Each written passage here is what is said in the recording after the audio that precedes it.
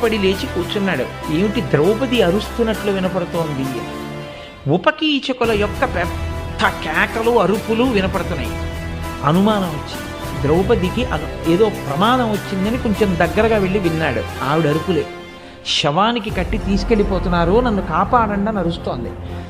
ఆయన కనుక వెంటనే ప్రాకారం దూకి కోట ఎక్కి కోట మించి కిందకి దూకాడు.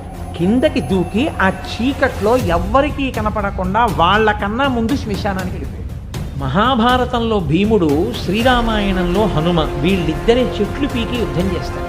అలా ఆ కటిక చీకట్లో శ్మశానంలో ఒక పెద్ద చెట్టుని పీకి ఎత్తి పట్టుకుని నిల్చున్నాడు. వీళ్ళు కాగడాలు పట్టుకుని ఆ శవాన్ని ఊరేగిస్తూ తీసుకెళ్తున్నారు. వాళ్ళకి కాగడాల వెలుతురులో దూరంగా పెద్ద చెట్టు పట్టుకుని లీలగా ఓ ఆకారం కనపడింది. 5 గంధర్వులు మనకన్నా ముందే శ్మశానానికి వచ్చేసారు రా అన్నాడు.